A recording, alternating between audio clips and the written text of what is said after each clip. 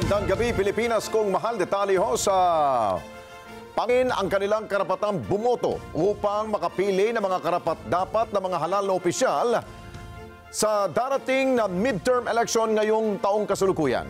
At ayon po sa AFP, ito ang solusyon sa mga isyong panlipunan at hindi ang kudeta o military junta. Kasabay nito, pinaigting na rin ng Sandatahang Lakas ng Pilipinas ang kanilang intelligence operations. Kasama na ang gagawing background checking sa mga kakandidato. Si Mar Gabriel sa balita. Nanindigan ng Armed Forces of the Philippines na hindi kudeta o military junta ang solusyon sa mga isyong panlipunan.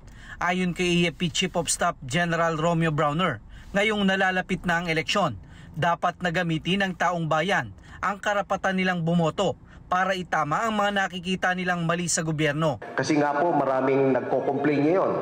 Naririnig naman po natin na maraming mga complaints. Maraming problema ang ating bayan. Ang iba po, ang iniisip nila na solusyon ay magkaroon ng military kudeta or military junta.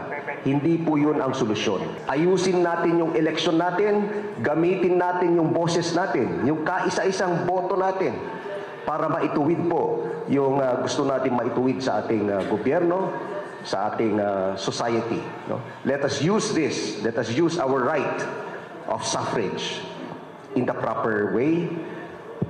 Gamitin po natin yon para maituwid natin yung direksyon ng ating bansa at yung future ng ating mga ng ating bayan at ng ating mga kababayan. Sa harap nito, pinaigting na rin daw ng AFP ang kanilang intelligence operation ngayong 2025 midterm elections. Kasama na rito ang pagsasagawa ng background check sa mga kandidato upang hindi malusutan ng mga kandidato na may impluensya ng dayuhang bansa.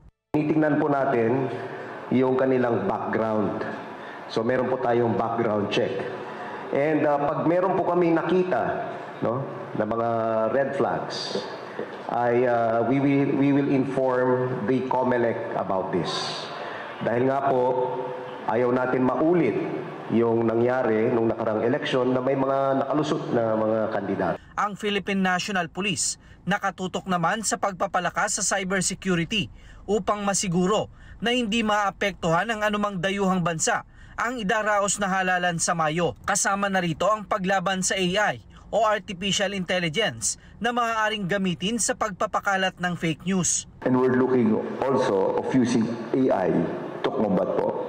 Not them using AI against us, but us using AI to preserve po yung election po natin. Nakikipagtulungan na rin ang PNP sa COMELEC para pigilan ang makabagong paraan ng vote buying gamit ang money transfer sa mga e-wallet account. Mar Gabriel para sa Mata ng Agila.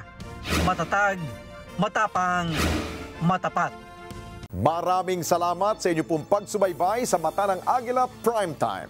Para malaman ang matatag, matapang at matapat na mga balita, i-follow lamang at mag-subscribe sa @Net25 TV.